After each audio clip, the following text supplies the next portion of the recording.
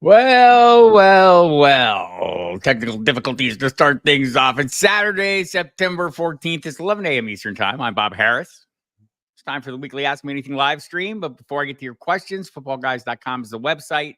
I appreciate you joining me here every Saturday at this very time. Also Tuesdays for my 7 p.m. Eastern Time for my On the Hot Seat live streams. You're going to love those. Hit the subscribe button, the notification bell, do all the YouTube-y stuff. Like me, dislike me, however you want to do that. People who have been around a while know the drill here. I'm here every week. We'll answer questions. We'll chit chat. We'll discuss lineup decisions. Anything else you have, you can ask me anything. We can talk about my cats. Music's fine too. Anything goes. If it sounds an issue, let me know. Every other week is Yard Guy Day. They come when they come. I can't do anything about it. So if you hear a little buzz in the background, that's it. We'll deal with it. We've dealt with it before. Longtime friends know that. Appreciate it. People like Kevin Payne. Yes, there is kicker content. If you use the League Dominator and import your league, Kevin, I think you'll find that it's very useful. Just great seeing everyone. It's been a while since I've done one of these. I love it, and I will get to your questions. We'll talk a little news first and kind of roll through some of that. And I see the questions are rolling in. I love it. Hi, Andrea. Nice to see you. Pleasure seeing everyone. Mr. Scampers, MK. Hey, everybody. Good to see you all. Kind of rolling through. Oh, look, it's Polly Pork Chops. No. So a little backstory here. Gary Davenport cobbles together an IDP league called the Death Match. It is the most challenging lineup to set in all of fantasy football. And Polly Pork Chops is the guy who goes and he's the enforcer. Good morning. Good morning. Happy to be here. Happy to see everybody. I do need to come up with a theme. I like some easy music, some Pantera or something. Lester, good to see you. Jimmy, good to see you. Dame, so nice to see you on board. Happy to have everyone here. And, this is going to be kind of informal. We'll just kick it around. We'll go through your lineup decisions. If you want to go back and forth, I'm not here to tell you what to do. I'm here to tell you what I would do. Play your hunches over my hunches. Remember, it's early in the season. Crazy stuff happens. We're going to have to deal with it. I saw something by, Kevin Patra at NFL.com that I thought was awesome this week. Treat week 1 like it's a lying toddler. Smile, gently correct if necessary, and know there's no ill will. It feels like week 1 is coming to kill you. Week 2, it'll get a little more normalized. Week 3, maybe a little bit more. Week 4, week 5.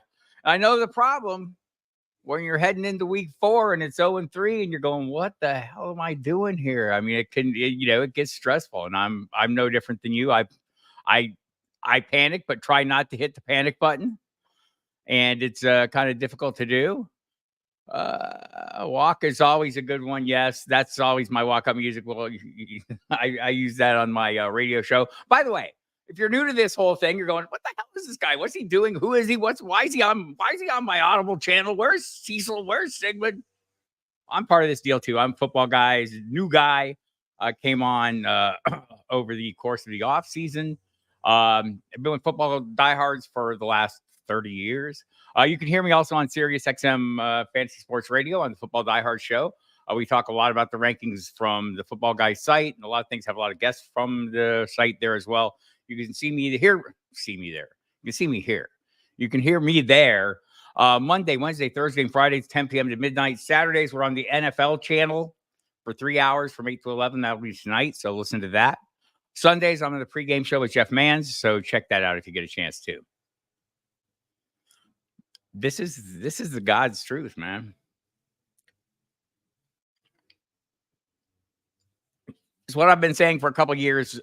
September is the new August. October is the new September. Hey, there you go. Little reference to the great podcast you'll hear from me and Matt Waldman every Monday. Happy to see you, Royal Slade. So there, obviously a few newsy items we'll just get out of the way in case you're just like I know a lot of people I'm in this every day, like every minute of every day. I'm sitting here tuned into what's going on with football. I know not everyone has done that. So if you've been out, Christian McCaffrey, this is a big story. The biggest story this week. There's a bunch of big stories. Tua Tagovailoa, by the way, if you saw the Thursday game, seems like he'll be out an extended period. Won't be surprised if they put him on IR and just sit him out for 4 weeks and kind of he's dialed back on the Yanks. Skylar Thompson's the guy for now. Raheem Mostert missed that game. I think it was a Thursday turnaround thing. I think he'll probably be ready this week, but that's something to watch. Devon Achane played without issue despite the ankle injury. And if Skylar Thompson remains the quarterback, it's going to be a lot of dump offs to that fella, I'm guessing. So be ready for that. But the Christian McCaffrey situation sounds like they're considering IR for him. He missed last week's game, was kind of surprised, caught everyone off guard. It should not have. And I punish myself for this daily. And Grant Cohn from SI.com put out a video last week, Saturday, when they put out the injury report, because it was a Monday night game. They don't put the injury report out till Saturday. And he did a video that just hit me like a ton of bricks, right? Like, and he's just walking along talking. He goes, look, this injury happened week 17 last year. Sat out week 18 because they were already in the playoffs. They had a bye week. Grant thinks he wasn't himself in the playoffs, that, the yards per carry went down and all that. But whatever the case, he had a full off season to get healthy. He had a full summer to get healthy. And here we are, and he's not. And it reminded me of something I did last year where I got locked in on Cooper Kupp, right? I didn't care that he had a hamstring issue. He's just so damn good. It didn't matter. I was going to still keep him as my wide receiver one. I feel like I did the same thing with Christian McCaffrey, and maybe I'll make some adjustments going forward on some of that. I mean, I think we must learn, and even, old dogs must learn new tricks. And I'm going to try and figure that out going forward. And part of this is, we fear the volatility. So when you have what we consider to be these super high volume plays, that to me is how you combat volatility, is with volume, or what we anticipate is certain volume. Christian McCaffrey has that. Cooper Kupp. Last week's Cooper Kupp would tell you he has that too. And I'm going back to last year. Puka Nacua. Like, we could make the same argument there. If we were drafting Puka Nacua at the tail end of round 1 or round 2, without taking into account that he was out all of August, essentially, we should pay more attention to these. I know the upside is huge. I already felt like we were paying the historic premium because he's coming off a historic season, Puka Nacua. And I was uncomfortable with it, so I don't have a lot of shares. But I think the lessons we need to take away from this is we need to pay a little more attention to what's going on. And dare I say, not buy into the company line, because clearly everyone's lying to us, right? But we knew this. This is not a new thing. We totally know they're lying to us because they lie to us all the time. Yeah. Well, so I see there's tons of questions coming in, and so we'll try and get there. Let's see if there's anything cooking in the chat that I've missed out on.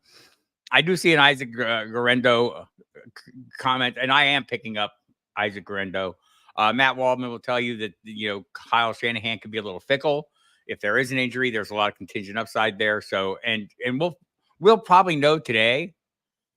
We'll probably know today if he's going on IR, or the deadline for transactions is like 4 p.m. Eastern. So we'll learn something then.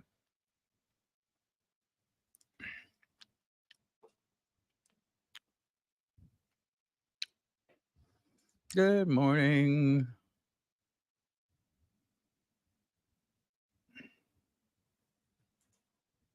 It's hard to figure out who the hell is this guy and why is he yelling at me on the YouTube today? All right, let's start rolling through some questions because you have tons of them. But I should roll through the rest of the injuries, though, because just real quickly, Marquise Brown is going on IR, so he'll be out at least 4 weeks. I would bet on more, like maybe the rest of the season. Jordan Addison ruled out with an ankle injury. David Njoku out with an ankle injury as well. The doubtfuls, Kenneth Walker not going to play.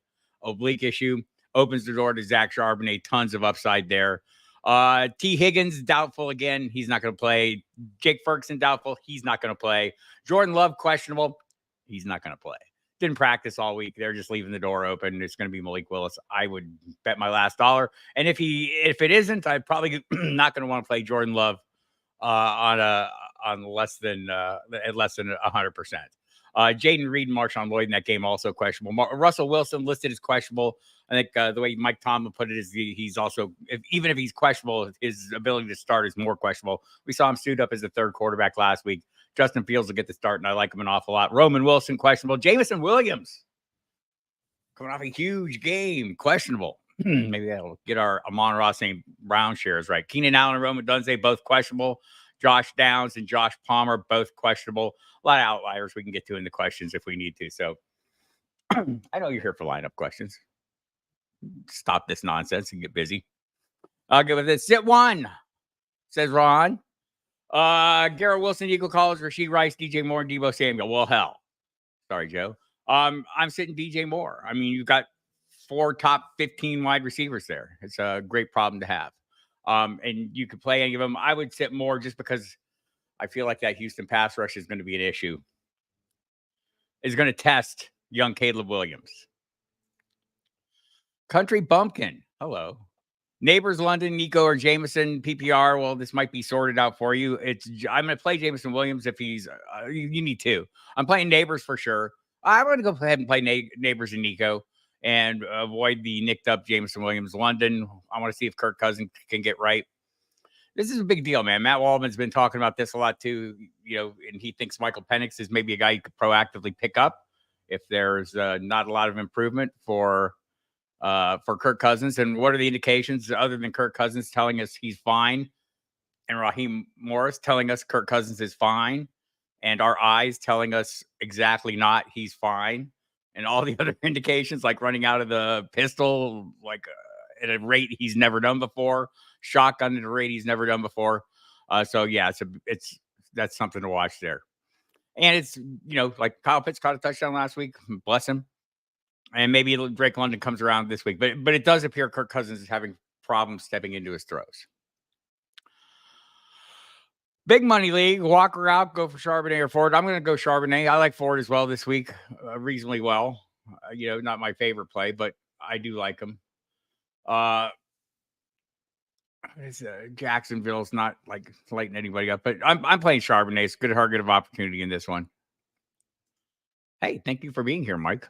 Appreciate you. Country Bumpkins. Marvin Harrison Jr., London, Cooks, or Jameson needed 2. I'm going to play Harrison, hope for rebound. I'd probably play Jameson over London if he's healthy, or if he's active, and it is an early afternoon kickoff, so you will know that. And if he's not, I might go Cooks over London. I need to see something from London. I might be like, this is the trouble, right? We have to take what we're seeing into account in week 1, but we don't want to put too much emphasis on it. That's a difficult balance to strike, right? So if you have guys that are productive, like this Dallas offense looks like it's in really good shape. It's a fairly tough matchup against New Orleans, but not. I thought the matchup was tough against Cleveland, and it wasn't as tough as it was. It didn't look as tough on the field as it did on paper.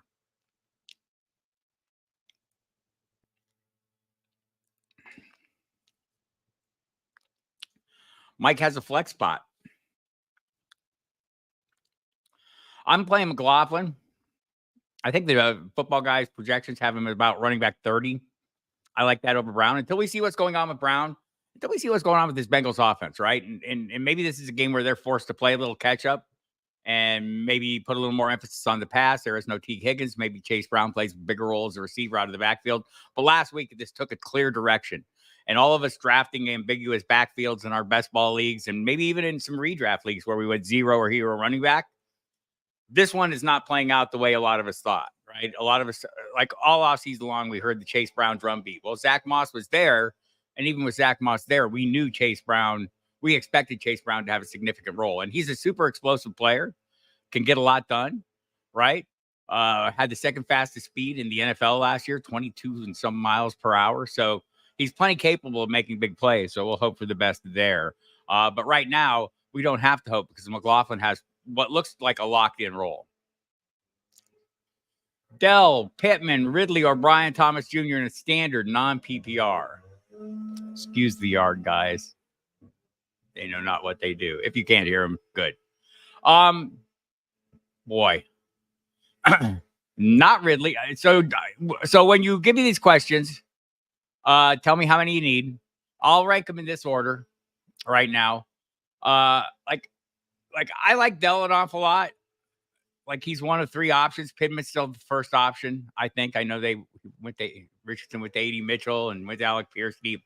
I'm probably going to rank them Pittman, Dell, Brian Thomas Jr., and Ridley. Until we see something from this Tennessee offense, until Brian Callahan doesn't think he needs to punt every first down, There you have it. I'm going to play Chase Brown over JSN at the moment until I see more. I'm going to play McLaurin over Jaden Reed. Jaden Reed is questionable too, by the way, and playing with Malik Willis. Maybe there's going to be a little more emphasis on him and his athletic ability. That is possible. But will the offense be on schedule, right? It's going to be a run-heavy attack. They're going to put about 30 guys in the box. Josh Jacobs is going to have a huge challenge, and if Malik Willis can't threaten them, down the field, it's going to be a long slog for this offense in general. So probably if I have options, I'm really excited to see if the Commanders uncork Jaden Daniels a little bit, right? Let him throw deep. I think he only had like 4 attempts of 10 air yards, 10 air yards or more last week. Only one of those completed. So I'm hoping they light that up a little bit more. Needs 2 out of 3. DK Charbonnet or Zay Flowers. So I don't think DK Metcalf is going to be wide receiver 65 every week. That said, if I want to mix it up a little bit, the Patriots pass defense is tough. I'm going to go with Zay Flowers and Charbonnet. I think it's Charbonnet this week with, Walker doubtful out is a great play. And I want to take advantage of that.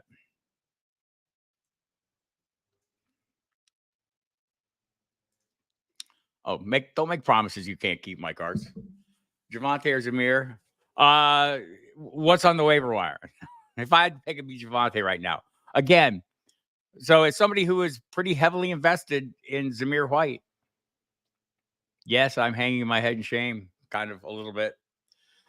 Like I'm not going to drop him. I'm going to hold on to him. There might be games where the Raiders are good, like anticipated to have a positive game script, and I think at some point he may come on a little bit. But I am not going to lie to you. It was very disappointing to see not just the amount of work that Alexander Madison got, but when he got it. That touchdown catch was on a 1st and 10. It wasn't a passing down. He was in there on 1st and 10.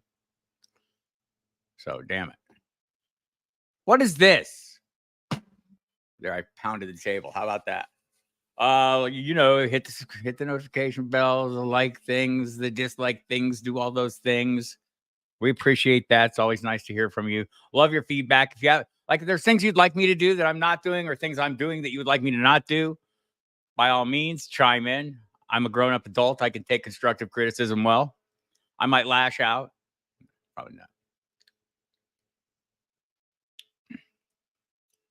Let me know how you did week 1, how your week 1 came out, too. I'd love to hear in the comments if you had a super successful week, if the volatility caught you off guard and destroyed you, all of that. Those are always the hardest decisions. I think like that. I think Javonte's the easy call there in that one, but still, it's the hardest decisions. William Taylor wants to know if he should pick up McLaurin and drop either Pittman or Ridley in a standard non-PPR. I'm probably not dropping Pittman. I do want McLaurin. I might rather have him than Ridley. That offense has a lot of work to do in Tennessee, right? And if you heard me reference Brian Callahan, I think his comment was we would have been better off punting on 1st and 10. We had a better chance of winning this game. Will Levis, for everything to work that we thought was going to work, passing wise, Will Levis need to take a step forward. He has not yet, and he showed no signs of it. And again, it's 1 week, people. I don't want to sit here and lock something in. Here's what we know. Every season is an evolution. What is week 1 is not week 4. What is week 4 is not week 8. In 2020, Tom Brady was the worst deep ball thrower in the NFL. People questioned whether he had lost it midway through the season. By the end of the season, he was the best deep ball thrower in the NFL. I can remember exhibition season when Jamar Chase was having trouble catching the football. We all wondered, can he not even catch? Well, yes, it turns out he can catch, right? So things do change. So I don't want to overstate the case, but the Tennessee offense looks like it's a big work in progress. I'd rather have a piece of the Jaden Daniels run myself because I like that.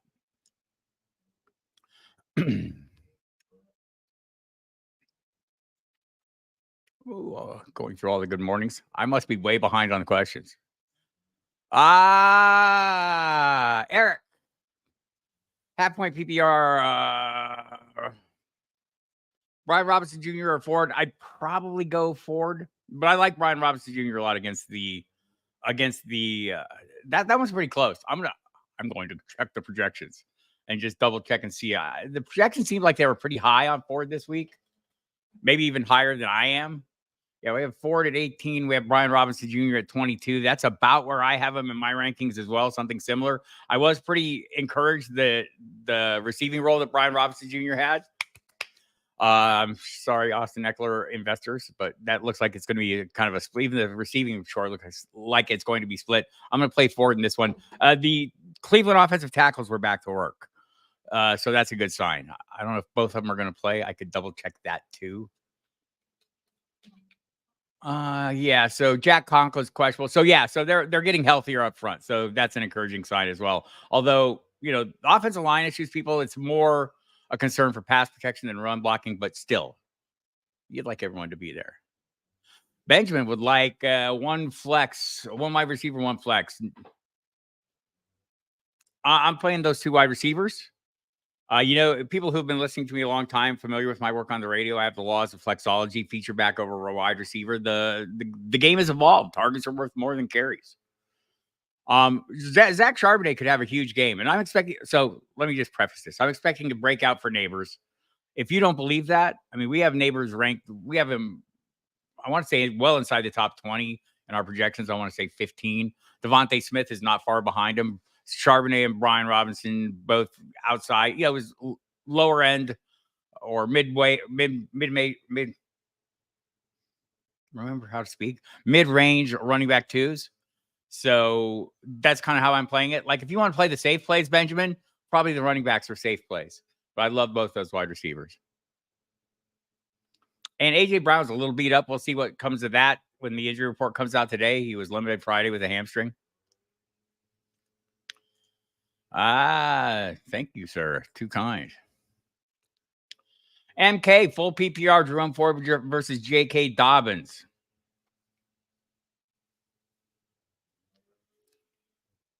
I want to play J.K. Dobbins really bad.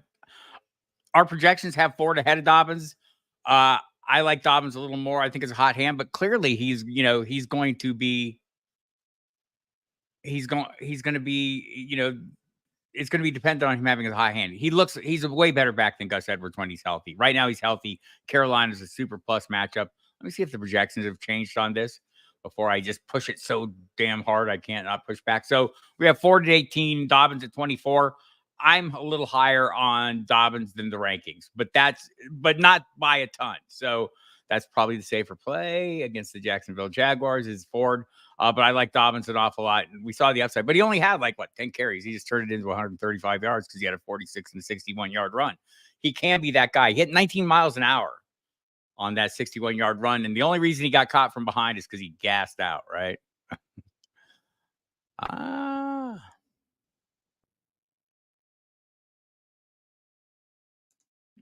Oh, I don't know. I'm kind of with the walk crowd. I'm with the Pantera Pouch campers.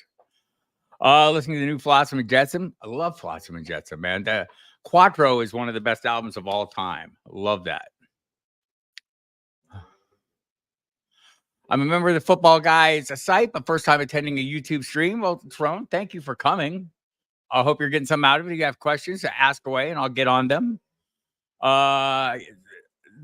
Really enjoyed hanging out with JJ's a great friend and greater off the field than on the field is what I like to say, but great on the field as well.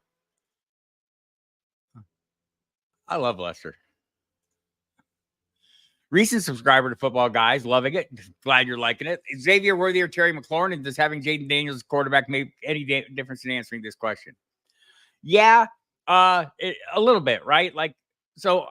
I'm fine with stacking in DFS. This is a pairing, right? So I think of stacking as 3 or 4 players from the same offense.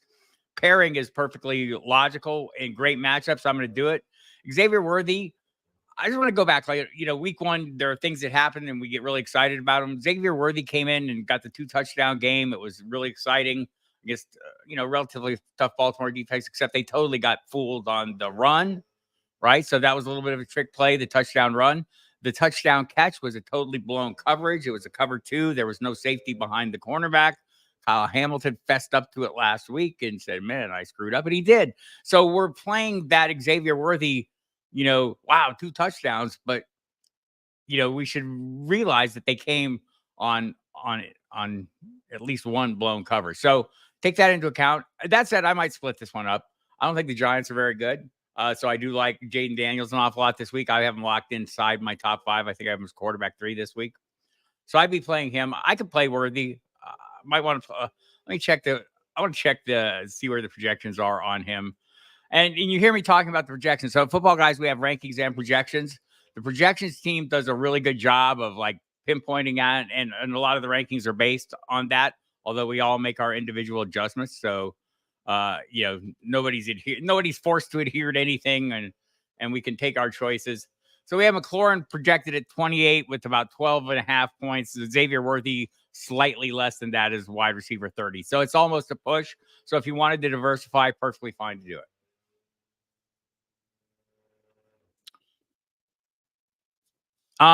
Eagles against the Falcons. I might do that on Monday night. Seattle against New England. New England's going to run the ball. That seems like not a lot of opportunities for playmaking, so I would do that. Apparently, currently have ETN and Neighbors in, trying to decide if I should go Jerome Ford or Dobbins. I probably would not. I know ETN, it was a little nerve-wracking last week. It would have been a much better performance if he didn't get the ball punched out of his hands as he hit the goal line last week. And Tank Bigsby is going to be a thing. So you're going to have to get used to that.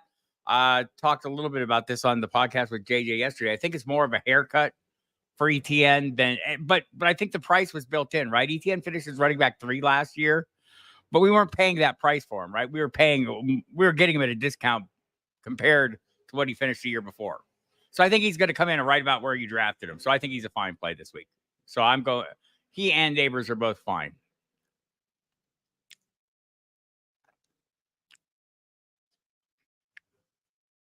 Need one. Chuba Hubbard versus Chargers. Amir White versus Baltimore. Juwan Jennings versus Minnesota. Oh, you need more than one. Andrea, that's a rough question, right? I'm stumped. I'm probably playing them in the order you have them listed. I mean, I might put Mooney ahead of Jennings, but it's almost a push. I'm probably playing Hubbard, but I don't have any faith in either of those backs getting a full workload, right? But if I was betting, I'm going to say, they're going to be behind, right? That's the thing for both these teams. But, Chargers are probably going to get out in front. I'm going to go Hubbard, Andrea. This is a tough call. Brutal call. Full PPR. I'm guessing that's Montgomery, Singletary, or Pollard. That's a pretty close call, Fantasy Guru. I'll go to the rankings. I'll go to the projections, not the rankings.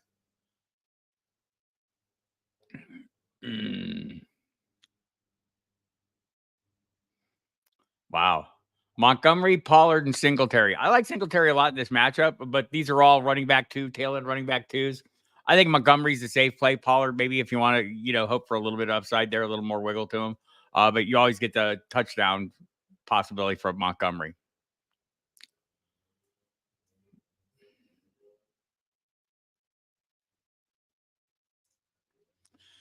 In a full PPR, I traded McBride and McLaurin for Neighbors and Tucker Kraft. He has likely. Did I give up too much for Neighbors? No, Tucker Kraft might be more than any of us realize, right? I don't think so. I mean, McBride's a big get, but you have likely you land Kraft, who seems like he's going to have a bigger role than any of us expected. I was told all offseason long it was going to be more of a 50-50 proposition between Musgrave and Kraft than people realized, because I think we were all in on Musgrave more so than Kraft. So I'm not surprised that Kraft did more. I'm surprised by how much more. So I'm not against this. I'm a huge Neighbors stan, though, so that's probably the issue.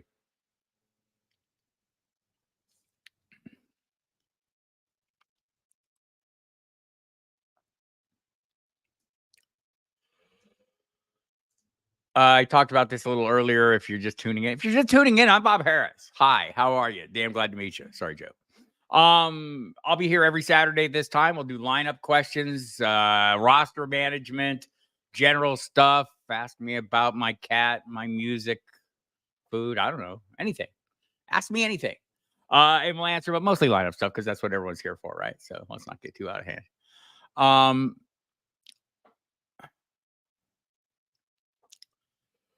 You can hear me here every weekend, Saturday at 11 a.m. You can hear me Tuesdays on the hot seat, the same channel. I'll have a guest, going to try and find some people that I feel like deserve a little more spotlight in the industry that don't get as much run as they should.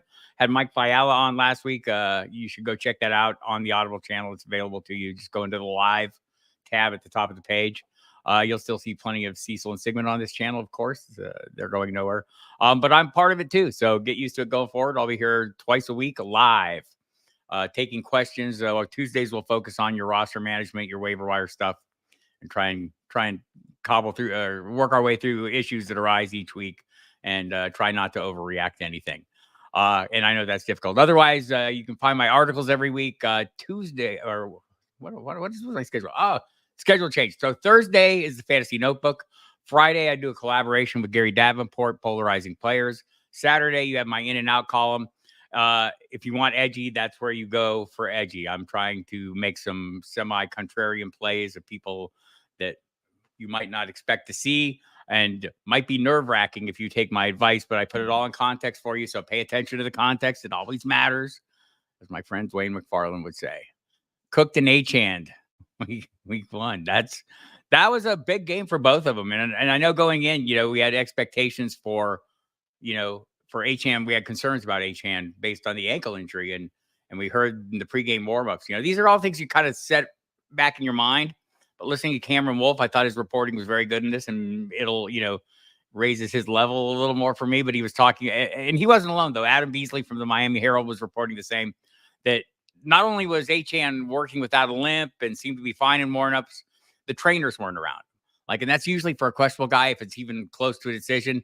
There's medical people around him. They're watching his every move. So that was probably a little bit of a tell that maybe we need to pay more attention to. And, that's part of this process is sorting through the reporters and the people who give us information, who's a little more accurate than other people or who serves us well and doesn't. So that's one that I filed away. Great work by Cameron Wolf and Adam Beasley and others on the ground. But that's what you're looking for. No one said anything other than he was limited last year. So I'm going to be watching that. We'll know more today. I'm guessing it's probably not a thing, but that's easy to guess when I'm not counting on him or I don't have final lineup set. And the questionable designation, we learned something last week, and I'll just we've kind of tore this whole thing about McCaffrey apart, right? Nobody had that story right. Not a single person. Except maybe Grant Cohn, who I mentioned at the top, who was doing the right thing. He was being skeptical, right? Saying does this make sense? I think that's what we need to do for all these things. We're being told something that's contrary to what we know is happening. This guy is not practicing all month. We're being told it's fine. Nothing to see here. Move along, right? Well, maybe we should be, my takeaway from all this is being more skeptical, right? So, or at least be more on notice. And also be more proactive. When you hear this news, go out and find yourself a piece in Monday night, if you don't have one, where you can stash on the end of your roster and you can switch in if there's a late inactive. If the guy's questionable, even if you think he's going to play, have a fallback plan so you don't have to take a zero. Put that player in your flex position, right? So you have a little more flexibility with the piece you can move in for him. Do those things all make perfect sense to me. McConkey versus Carolina. Look, Andrea does questions right. If I appreciate it, if y'all are watching this, give me the player, who they're playing. I mean, I know the games, but this makes it process go a lot faster. And at some point, we'll go through these questions really fast. And there'll be days when I get a ton more, and I won't dwell on them. And I want to go. And I want to roll right through them. So McConkey versus Carolina, Watson versus Indy, D-Hop versus Jets, Kittle versus Minnesota. I'm playing Kittle versus Minnesota. I like McConkey just fine, but we know the Chargers want to be run first. The touchdown last week was great, but if he hadn't had that, what would you have gotten? I love Christian Watson this year. I like the 3 targets in the end zone last week. Don't overlook that. Rob Domofsky told me a week ago or the week before the game, the way this receiving core is going to play out is you should look at Romeo Doubs as the go-to guy when it matters most. You should look at Jaden Reed as the Debo light, and you should look at Christian Watson as the big play threat. Well, that kind of played out in Brazil. Watson had the 3 end zone attempts, didn't turn them all into touchdowns. D-Hop is unplayable until I see something more from him. So I think that's how I play that out. Hi, Michael. Looking at my flex 2 spot, Yeshivas, Gus Edwards, A.D. Mitchell, Demarcus Robinson. Dortch is out there too. I wouldn't mind having Dortch. I might want him more than Yeshivas, but that might be just based on a single game, so I don't want to overstate my case. T. Higgins will be back at some point. He came out and said this week, at least felt it necessary to put it out publicly, that he's missing time because of the hamstring, not because he's mad about his money. So I hope that's the case. Gus Edwards probably isn't it. Like, it's for me this week, it's between Mitchell and Demarcus Robinson. Demarcus Robinson is the safer play to me. We saw the 2 long balls to Mitchell. At some point, he's going to connect and catch those, right? And I think he's a player I'd want to stash on my roster. But this week with Puka Nacua out, Demarcus Robinson is going to have a bigger role. Don't overlook Tyler Johnson in that offense as well, though. But Robinson has a little built-in chemistry with Matt Stafford, and I think that helps him out an awful lot. Kevin Payne, PPR, David Montgomery, or Amari Cooper. I feel like that's Kevin wants to not overreact, but maybe wants to hold off on any Browns until Watson proves it. And I'm not against that, especially when you have an option like Montgomery, who is capable of being a running back 1 if he hits the end zone enough, and probably has a pretty good running back 2 floor as a general rule. So yeah. The thing about Cooper, and I know people worry about Watson, but I think the 5 games last year he played with Watson, he was pretty serviceable. I think for the most part, it was close to wide receiver 1. It was definitely wide receiver 2 numbers. I have to go back and dig into that. I'll report back.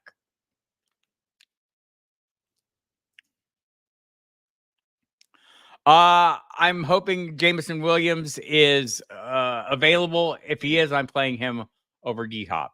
The only way I play D-Hop over Jameson Williams is if there is not a Jameson Williams in this game. They are both, I say, early kickoffs, so you will be. Are they? Yes. So you'll be fine. Jordan Mason trade value. Ask the world. You should be out there. If you had Jordan Mason and you're not a Christian McCaffrey investor, you have 2 options. You can keep him and play him and roll out this run, or you can approach the Christian McCaffrey manager and see what's on his roster and take your pick and make an offer. Make it reasonable, but aim high. 2 flex spots, PPR. Devontae Smith, Marvin Harrison Jr., Neighbors, Ford, or Dobbins. I thought I answered this one. I'm not against playing Neighbors and Devontae Smith here. If you want to mix that up, I have Neighbors ahead of Devontae Smith. You want to put in one of those running backs? We have Ford ahead of Dobbins. I like both of those backs fine. Marvin Harrison Jr., I think, is going to have a rebound game. I don't think maybe almost like the Cardinals are going to force a correction, but I don't think I need to play that until I see it. This is interesting, and I don't want to get into it too deep, but I mean, there are people in that building who would know the answer to what was going on with McCaffrey. They weren't letting anything out.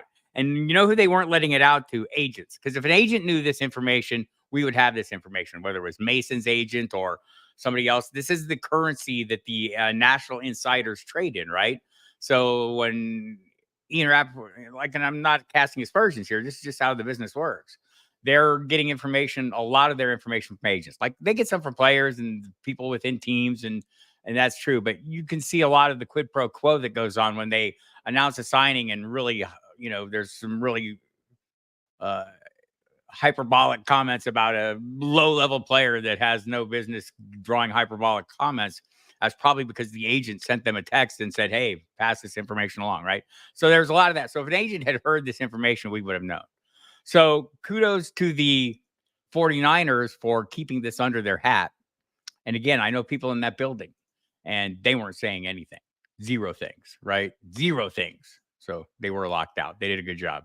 And why wouldn't they, right? Like, I want to sit here and criticize them for not telling the truth. Well, lies by omission or commission. They just lied by omission as much as they could. So, and let's see.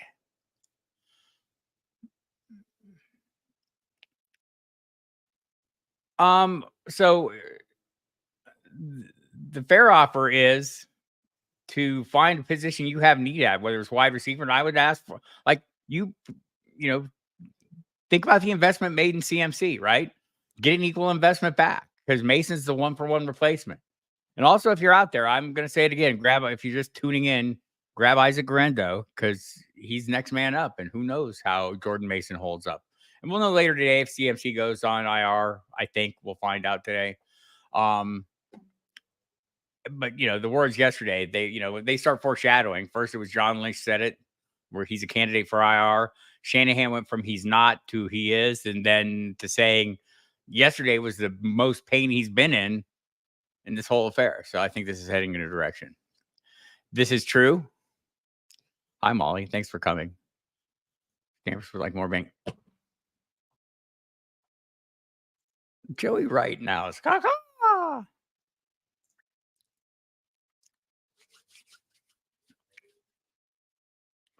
look at you go. Waiver wire, like 14-team leagues are a creature unto themselves, right? Waiver wire very thin. Use all my fab on Malik Willis and then trade him to Love owner. I like that. That's a next level move, Polly Pork Chops. Well done.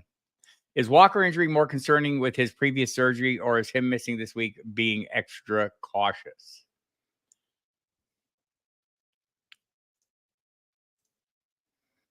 Let me see. Got some things popping up here on me.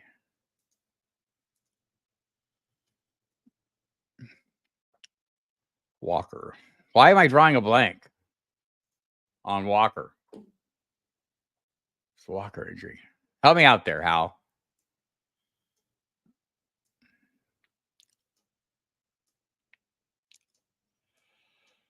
Walker. No one's helping me out. Okay.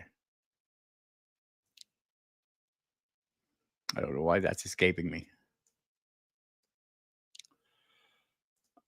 Need one Mooney or I'll circle around to that. Need one Mooney versus Philadelphia. Greg Dortch versus LA Rams. Jaleel McLaughlin in Pittsburgh. I'm going to play Jaleel McLaughlin, Andrea. My people are here. I would start Najee Harris over David Montgomery. Albert, nice to see you.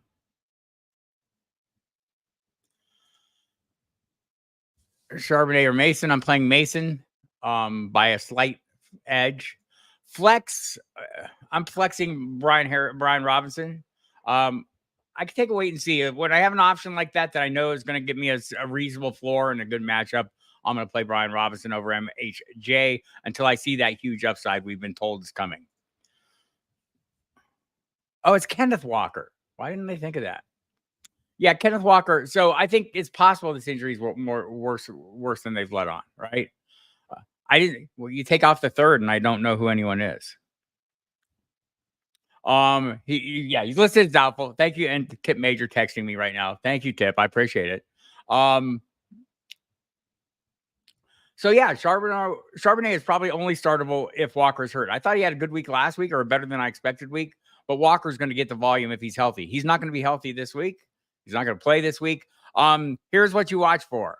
The name Myers, Dr. Myers, the sports hernia specialist in Philadelphia. If you hear that, you know it's probably worse. If he's making a trip to Philadelphia to get further evaluation, any of those things, it'd be a big concern for Walker. So yeah, watch this one. And it could be worse than they're letting on. The fact that he didn't practice at all. I've kept it more normal. The only one I invested in was Xavier Gibson for the Jets in the draft, and it didn't work out. Thank you for the Walker help, everybody. Good Lord. That's what happens when you get old. Drake London was dropped. I made a trade so I could have 101. Is the 101 fab dumped to secure him?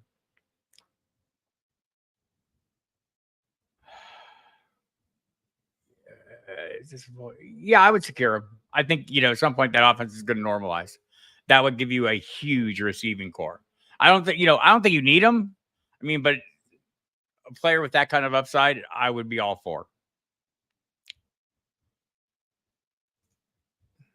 Oh, thank you. That's very kind. Bloom likes McLaughlin this week, and I like him every week. I had him in my in and out as my outlier of the week last week. I thought the role was significant. I think it'll grow in significant. Sean Payton has always used these backs. We can go back to Darren Sproles. We can go back to Reggie Bush. He has a receiving back in his offense that plays a significant role. Alvin Kamara played both roles. Doesn't have the guy who can play both roles right now. Jamar Chase, Rashee Rice, or Godwin in standard league with yardage bonus and 2 out of 3. I'm playing them in that order. Who would you start at flex? McLaurin, JSN, Cooks, Madison, or Sutton? I probably like them. McLaurin, Cooks. Sutton's got a tough matchup, but probably a slight lean to him over JSN and Madison last. I'm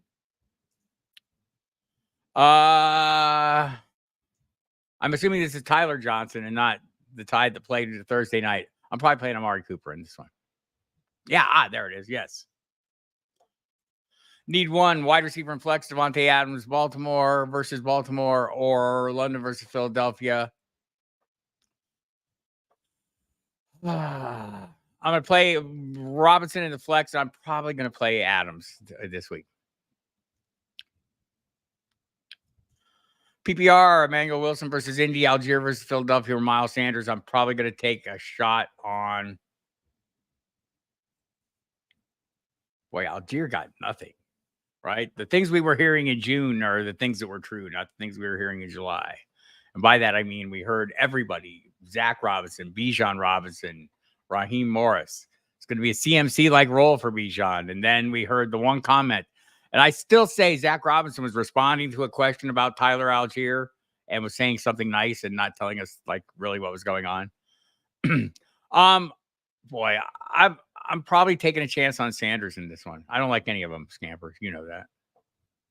Let me check what the projections say.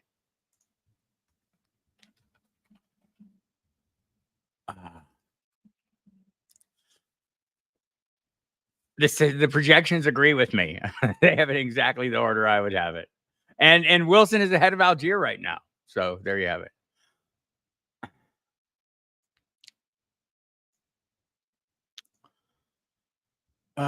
The yard guys are back. They've been very well behaved today. So the thing about the yard guys, people who haven't been here, I've been doing this for years.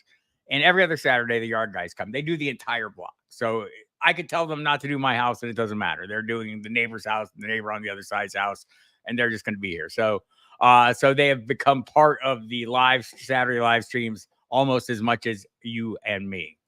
Flowers, Bloom, Mans, or Harris? I'm going off the board and going Bloom. I love Mans. Do the show with Mans every Sunday on the pregame show on Sirius. Ray Flowers. What can you say? He's awesome. 12 team PPR. No TP. Need one. I'm probably playing Neighbors in this one. Jacobs over Ford. I was impressed with Ford's receiving. It's pretty darn close. I wanted to go to the projections because I think we're a little lower on Jacobs than I'm a little higher on Jacobs than the projections. But the projections still higher on Jacobs than on Ford. Well, no, the projections are that is correct. The projections are 18. Ford is 18. Jacobs is 19. I don't think that's wrong. I mean, what are we going to see Josh Jacobs run against? At like 30 men in the box? It's going to be a tough day for him. I'm not against this. I'm not against playing Ford. I don't know that Latu will. He's teed up. We'll see. Malik Willis can run, so maybe it's not a great week for the Indy pass rush.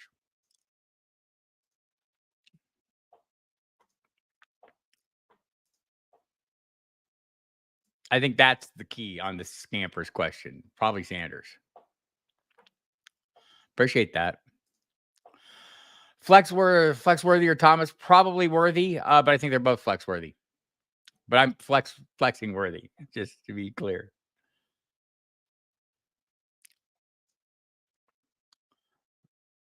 Madison or Alex Pierce for the flex spot? I'm probably playing Alex Pierce in that one.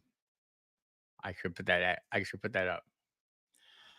Like, I don't have a lot of faith in the Raiders offense right now, and I don't know how things are going to play out. Some of this is going to be game script dependent. I think they're going to be getting whooped on this week, so maybe Madison plays a bigger role as receiver, but I'm going for the big playability of Pierce. Maybe this one you decide, Scampers, you need to avoid a zero or you swing him big. If you want to avoid the zero, Madison might be the guy. That was yep, exactly. Week 2 is in week 1. 3-1 in week 1. Nice. I'm way behind on questions. Got about 10 minutes left, so I'll try and race through as many as I can. Here, week 1 by 3 points because opponent got stuck with CMC and lineup. I did in one league, in the Kings Classic League. Brutal. The news came down Monday night. I had a podcast to do. I had radio to do, and I just can't get to all my lineups with stuff. I'm playing probably slightly Aaron Jones over Dobbins, but I like Dobbins an awful lot. 1 week, week 1 CMC owners in the league where I lost, but we only have to start one running back. I don't know that they ever will. I don't know that they will do it soon enough for David Tepper not to fire everybody. They got a lot of work to do there. Thank you. Bucky Irvin or Justice Hill. I'm probably going Irving this week. I think if you feel like the game script is going to be Baltimore heavy or Baltimore favored, I think I'm going to lean more into Henry. And if they are not favored, which they won't be very often, Justice Hill will have a bigger role. I think that is a good point. Jones I think you might have swayed me, Andy and Renee Nelson. Well done. I'm looking at my rankings, versus the projections, and there are differences, right? Because we all see things differently. I have 4 at 15. I have Aaron Jones at 21. Yeah, I have Dobbins a little high. So I have Dobbins at 18 and I have Jones below him. So probably going against the projections here wouldn't be bad given the thing. Look at me vacillate. Look at me go back and forth. It's a good point. It's a good point. Sometimes I go too fast. That's why you should put the opponents in the question because I process them better.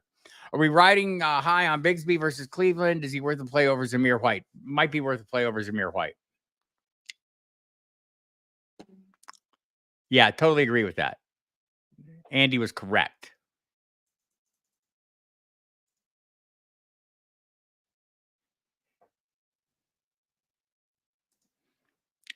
This is very close. I mean, honestly, I could split it. I do think the Dobbins going against Carolina is a super favorable matchup, but the possibility that Edwards gets some run or gets some goal line carries, I don't think you have that is likelihood with Charbonnet. Thank you. You are a golden guide. I think there is to hold. If you have room on your roster, I'm holding him. I think right now J.K. Dobbins is healthy and looks great. History tells us J.K. Dobbins is not always healthy and look great, right? That's part of the deal, right? He's played 9 of the last 51 games. So yes, I would hold on to Gus. Oh, look at Football Guys Fantasy Football is here. Hi. Probably starting Amari Cooper out of this group. All right, I'm sorry, McLaurin. I misspoke. Jalen Warren, Denver, Pop Douglas versus Seattle. 0 hunch here. I'm probably playing Pop Douglas until we see Jalen Warren. And I think one of the problems is, Justin Fields, assuming he starts, is going to get his 10 to 15 carries. I'm probably going to dial back until I see it with Warren. Not enthusiastic about Douglas, but I have no faith in Warren. JK, Brian Robinson, DK or Neighbors. If I could only have one, I'm probably going to go Neighbors, JK, and Robinson, DK in that order. If you want to play it safer, probably I don't know. I'm expecting a breakout game for Neighbors. If you don't expect that, JK is fine. I had 12 jalapeno poppers last night. I am the opposite of gas up. There you go. Hello, everyone. Thank you. That's very kind. Look at Toronto Dave in the house. Offer Tank Dell for Jordan Mason. Am I crazy to say no and play Mason until CMC returns? Not crazy. I'd ask for more than Tank Dell. I think you're taking the right approach, Brian. Any AJ Brown concerns for Monday night? We'll know more later today. Watch the injury report. If he's questionable, get him in your flex. Make sure you have a pivot, somebody that helps you avoid a zero. If you don't, and he goes into the game questionable, this is a matter of your own risk tolerance. If you have a viable play on Sunday that you feel like can help you avoid a zero, and you're worried AJ Brown will get you zero, I get the FOMO is what keeps us playing these guys, right?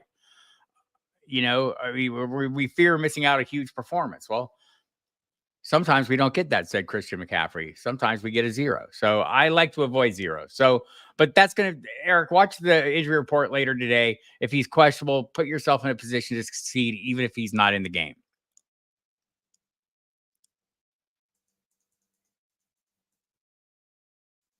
They were great. They used to be really great. I want to hear the new stuff. I don't know if they're going to be good. I'm taking Ramondre Stevenson in this one. I'm going to play Adams over Tank Dell.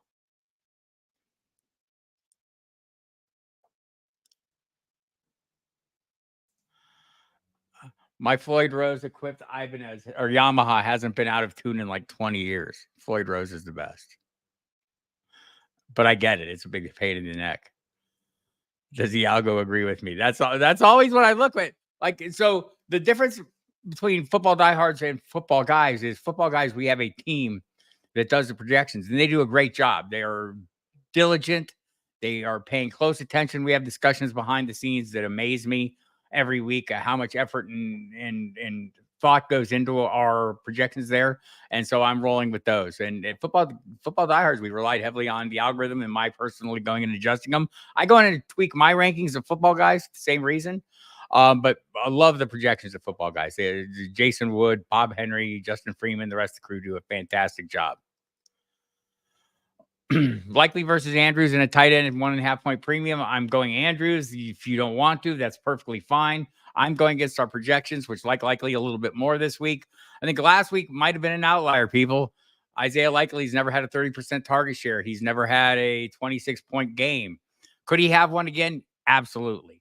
Is Mark Andrews going to be double teamed every single snap? The Chiefs put an emphasis on closing down Mark Andrews. He ran more routes than Likely. I think the role is still there. So I'm still playing Andrews like I drafted Andrews, but I'm not going to knock anyone who has a hunch and feels like they want to play Likely. Jerome Ford over Drake London. I'm not against it. Like, I think it might be a little reactionary, but like, I don't like what I've seen from Kirk Cousins. So feel free. Almost out of time here, people. Thank you. If that's Tank that's bothering me, it's the Tank that's bothering me. Great. Is there any hope for Daniel Jones being a top 20 or better quarterback? Could he not just read the defense post snap? There is no hope of him being a top 20 quarterback, but that doesn't mean Malik Neighbors can't have a huge year. Ask Adam Thielen, who played with Bryce Young last year and finished inside the top 20 and was top 12 for the first 12 weeks of the season. Pick one, Miles Sanders, Jamal Williams. Thanks. Probably going to pick Jamal Williams in that one. Whoa! Happy Saturday. Thank you for coming. Appreciate that. Trying to improve my bench depth. 12-team PPR. I dropped Jeff Wilson for Cortland Sutton. Would you drop to DeMarcus Robinson or Jalen Wright for D-Hop? No. Would not. Jalen Wright, maybe, but I need to see something from D-Hop. We know he has a torn MCL. Is he going to be able to keep playing? Is this offense going to be good enough to support him if he does keep playing? I don't like anything about him right now. I'm sorry that I drafted him. Hope that changes over the course of time. In the leagues I have him, I'm holding on when I have room on the roster. If I need to move on, I'm going to churn him. I'd love to play Fields this week. I think that's perfectly fine. I'm probably playing Fields. Not against Goff, not against Stafford. Thank you, Lester.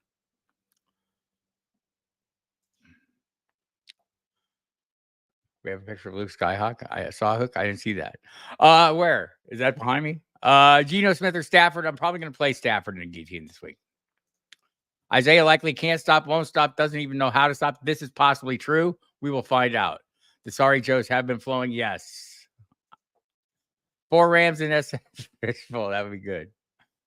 You're welcome for the sorry Joes. What would you do after Tyreek and after the Tua injury? I would not try to trade him right now because somebody's going to fleece you.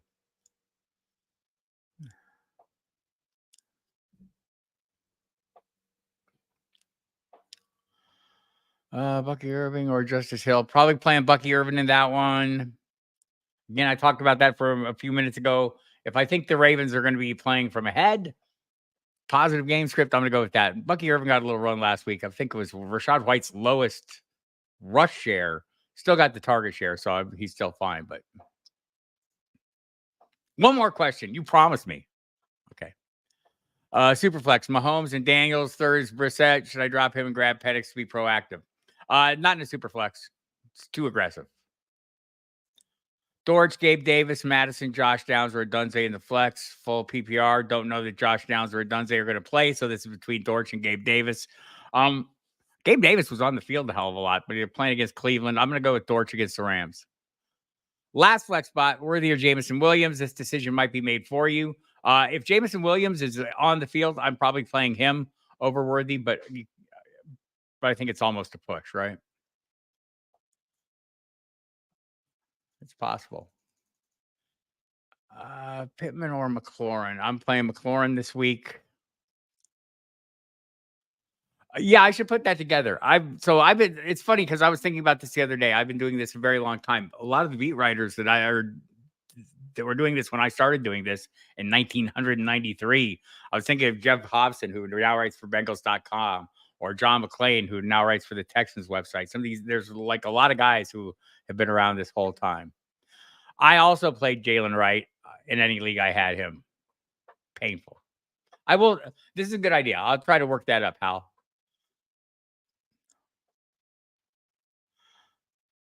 It's okay. It's been a long off season.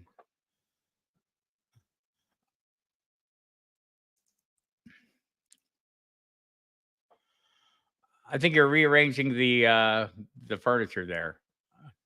I don't know that I need to see this. I don't know that I'd make this trade. I'd probably stand where I am. Thank you for coming. I'm going to get out of here soon too. A couple things. Yeah, I think that's fair. Definitely would not. Same thing. I'm playing Charbonnet over Ayuk.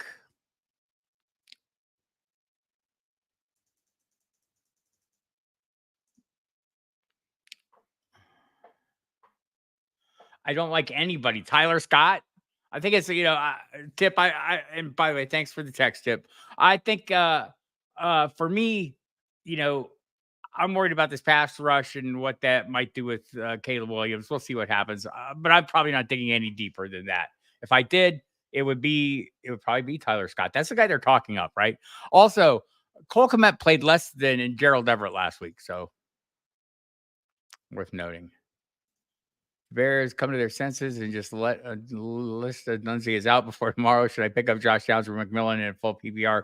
I don't know that Downs is going to play this week. He's questionable as well. Might be a little week away still. I like Jalen McMillan, but I think you're reaching a little bit. If it's a deep league, sure. I would rather have Downs on my roster than McMillan. I think Downs is going to have a huge role when he's back.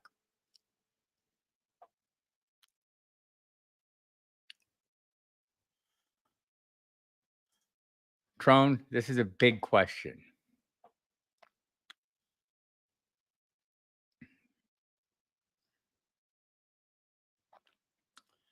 You probably need more running back depth. Focus on that.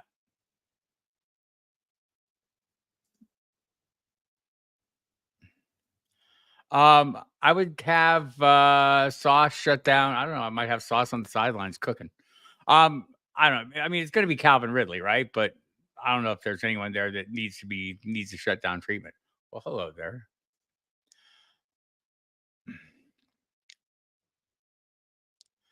Offered Ayuk for Mason and got rejected. Interesting. Scary Terry. I'm playing Scary Terry over Brian Thomas. Mason said he was told that. I don't even know if Mason heard the question. Maybe he was told to be ready to play more. I mean, it's a fine line. He may have been. I mean, that's entirely possibly true. I'm not going to put too much onto that, though. That's an AJ Brown discussion Lester has had ongoing now for quite some time. I'm probably playing DJ Moore in this one. And waiting and seeing on Marvin Harrison Jr. I think Marvin Harrison Jr. is going to be fine, but until I see him be fine, why do I need to play him when I have a viable option? I would still stash Wright over Benson and Ty Chandler. Well, yes, definitely over Benson. Thank you. Thank you. I'm like way behind on the feed, right? Uh